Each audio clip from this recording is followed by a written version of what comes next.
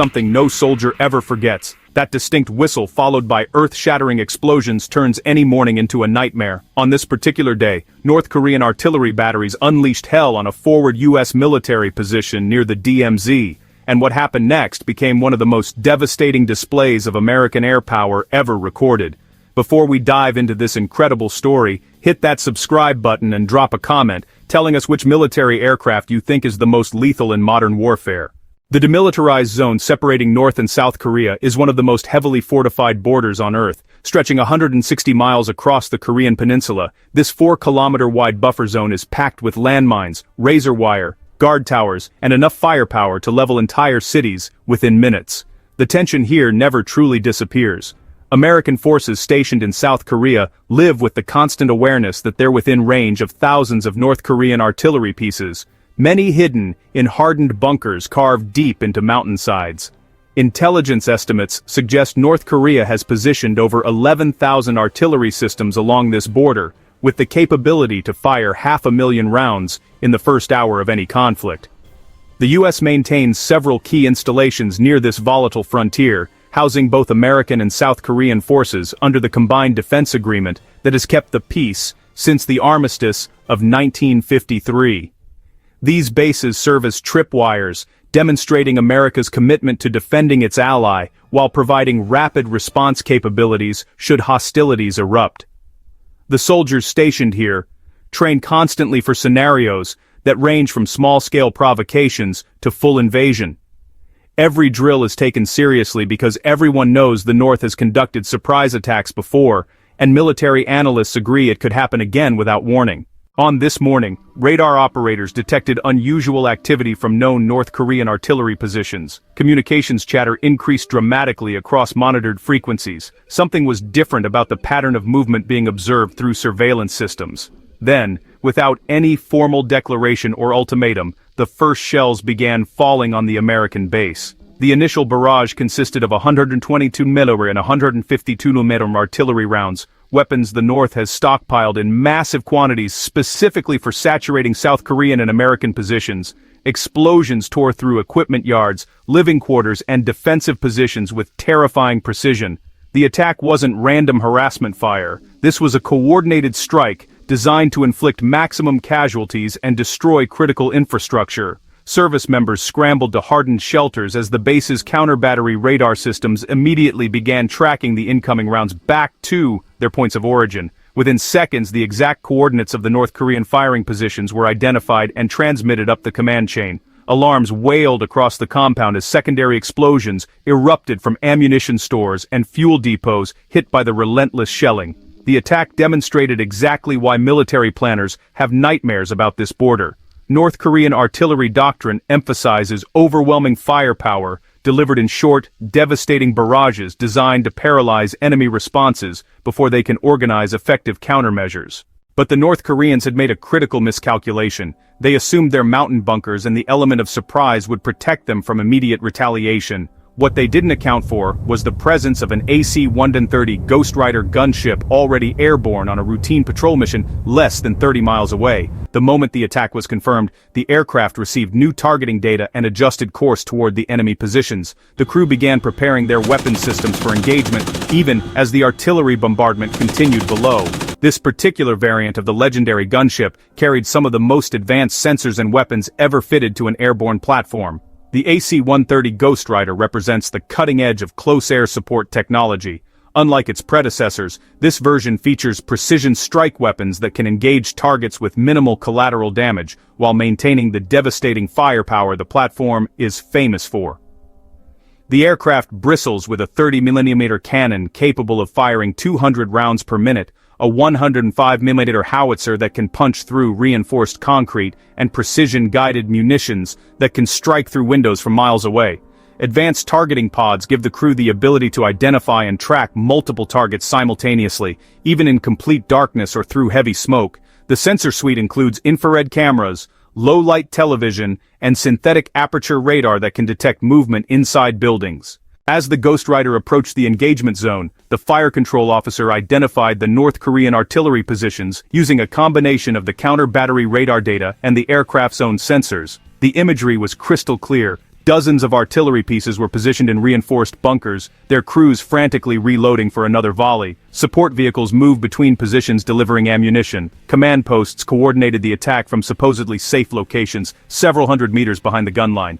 Every element of the enemy's fire support system was laid bare before the gunship's all-seeing eyes. The crew worked with practiced efficiency, designating targets and calculating firing solutions, while the pilot maintained a tight orbit that kept weapons on target. The weapons officer received clearance to engage. The 105mm howitzer spoke first, its deep boom audible even over the sound of the aircraft's engines. High explosive rounds began slamming into the hardened artillery bunkers with devastating accuracy. Each impact sent shockwaves through the mountain, collapsing tunnel entrances and destroying the guns inside. The North Korean crews had no warning, no time to take cover, no chance to respond. One moment they were loading another shell.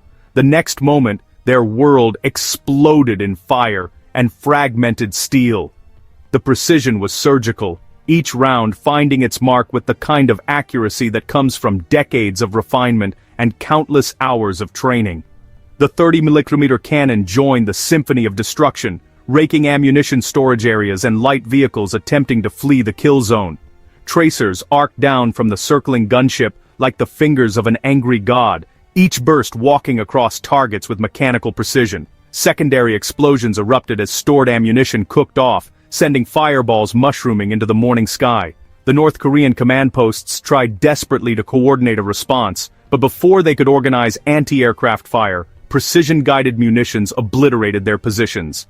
The Ghostrider's crew had studied the layout of these positions for years, wargaming exactly this scenario. They knew where every radar installation, every command vehicle, every ammunition bunker was located. What made this engagement particularly devastating was the speed and completeness of the American response. The North Koreans had fired for approximately 12 minutes before the Ghostrider arrived. Within 8 minutes of the gunship opening fire, the entire enemy artillery battalion had been effectively destroyed. Over 30 artillery pieces were confirmed knocked out, along with dozens of support vehicles and hundreds of personnel. The survivors retreated deeper into their tunnel complexes, abandoning equipment and wounded comrades in their panic to escape the relentless rain of fire from above. Modern surveillance confirmed that some of these artillery positions had taken years to construct and fortify. They were reduced to smoking craters in less time than it takes to watch a sitcom episode. The psychological impact of such overwhelming firepower cannot be overstated. North Korean doctrine relies heavily on artillery to offset technological disadvantages in other areas. Their guns are supposed to be protected by terrain, camouflage, and the sheer number of targets they can present. But modern precision weapons and sensor technology have changed the calculus of artillery duels. A weapon system that can see through smoke and darkness, that can hit targets hiding in reinforced bunkers, that can sustain accurate fire for hours without pause, fundamentally alters what's possible on the modern battlefield. The survivors of this engagement would carry the memory of that morning's one-sided slaughter for the rest of their lives. The AC-130 continued orbiting the area for another 2 hours, ensuring no follow-up attack was being prepared and providing overwatch as rapid response forces secured the American base and assessed damage. The base had sustained significant damage and casualties from the initial artillery barrage. Buildings were destroyed, equipment was damaged, and wounded personnel were being evacuated to medical facilities. But the swift and overwhelming retaliation had prevented a follow-up attack that could have been far more devastating. By destroying the enemy's artillery capability so completely, the Ghostrider had likely saved dozens if not hundreds of lives on the ground. The counter-battery mission had been executed with textbook precision. This incident highlighted several critical realities about modern warfare on the Korean peninsula. First, North Korean artillery remains a serious and credible threat, capable of inflicting massive damage in a very short time. Second, the speed and precision of American military responses have reached levels that make sustained artillery attacks increasingly suicidal for the attacking force. Third, the integration of sensor networks, rapid communication systems, and precision weapons creates a kill chain that can close in minutes rather than hours. Fourth, there is no such thing as a truly safe rear area anymore, when precision-guided weapons and advanced surveillance systems are involved. The North Koreans learned these lessons in blood and fire. The engagement also demonstrated why the AC-130 remains in service decades after its introduction. Despite the proliferation of sophisticated air defense systems, the gunship continues to provide capabilities that no other platform can match. its ability to loiter over a target area for extended periods, delivering precise fires while maintaining constant surveillance, makes it invaluable for missions ranging from close air support to armed reconnaissance. The latest variants incorporate stealth features and advanced defensive systems that increase survivability in contested airspace. The combination of proven weapons, cutting-edge sensors, and experienced crews creates a weapon system that continues to evolve and remain relevant in changing threat environments. In the aftermath, both sides engaged in the usual diplomatic posturing. North Korea claimed the attack was a defensive response to provocations, while simultaneously denying significant losses. International monitors and satellite imagery told a different story, showing clear evidence of the destroyed artillery positions and the burn scars from secondary explosions. The United States lodged formal protests through multiple channels while quietly reinforcing its positions along the DMZ. South Korean forces went on heightened alert, and additional American assets were moved into the region as a show of resolve. The incident served as yet another reminder of how quickly tensions can escalate in one of the world's most dangerous flashpoints. For the crew of the AC-130 Ghostrider, it was another mission successfully completed. They had responded to a call for fire support, eliminated a significant threat, and returned safely to base. The engagement would be analyzed in detail, lessons would be extracted, and procedures would be refined, but the fundamental truth remained unchanged. When American forces come under attack, the response is swift, overwhelming, and utterly devastating. The message sent that morning echoed far beyond the smoking ruins of those North Korean artillery positions. It served as a stark reminder to potential adversaries everywhere that attacking U.S. forces carries consequences that far outweigh any potential gains.